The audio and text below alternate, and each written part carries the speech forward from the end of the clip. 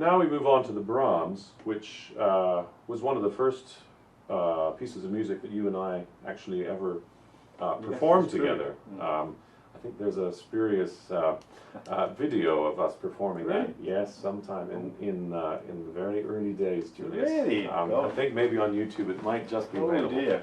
Oh dear. But in any case, that is ancient history. Now, in this version, I mean, we were inspired, I think, of course, by the idea that it was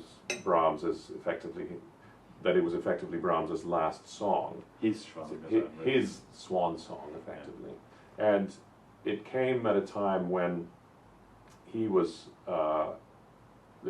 his personal life was facing loss, and the writing of the German Requiem was almost at the same time. And so there's echoes, if you like, of some of the elements of the German Requiem in some of the music. Yeah. And he had also officially, I mean, he had tried to retire from writing music. He had made a decision a few years before that that he'd done enough, and that he could spend his last days in peace without writing any more music. But then, of course, rather like Verdi before, at the same time, he found he couldn't resist writing. He's a composer to his core, and so some of the great late masterpieces would not exist if indeed he hadn't changed his mind about retiring.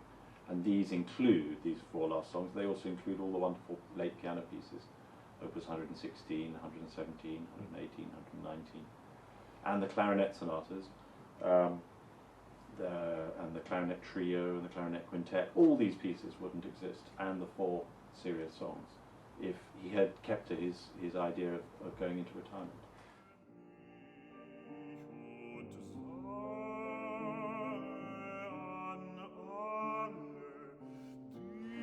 One of the things that struck us, even in those early days when we first did it, was that there's such an element of majesty about these songs. He obviously took the idea of the subject matter, four texts taken from the Christian Bible, but in fact there isn't a single mention of either God or indeed of a Christ figure, and that is typical of Brahms. He didn't mention that either in the German Requiem. Right. And but he obviously, as a humanist in any case, knew that there was the great power of music for uniting and finding a way to deal with grief and the human condition that is somewhat despairing, the idea of death, indeed, the consolation that comes through death to those that are in great anxiety and despair, and the fear of death in those who are, if you like, enjoying their lives to excess. So these are this is all encapsulated in these four songs, summed up, I think, in the wonderful words of the last song: love, hope, charity. The greatest of these is love, indeed. Yeah. The piano writing is pretty demanding, isn't it? Very demanding, and interestingly, he wrote these for a bass voice, for a man's voice. They're written in the bass clef, and there aren't many songs in the whole repertoire. Schubert, there are some bass clef songs of Schubert, a volume of them, but there are really very few others. I don't think there are any Schumann songs written in the bass clef. So he knew the voice type he wanted. He wanted a bass baritone to be singing these songs, and that's what he's got.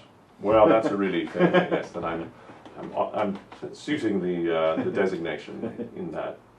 But anyway, we hope that you get a chance to listen to the music, that you enjoy the experience, these wonderful gifts that these two amazing composers have offered us, and we're grateful to Hyperion Records for providing our distribution and our recording team. So enjoy the disc.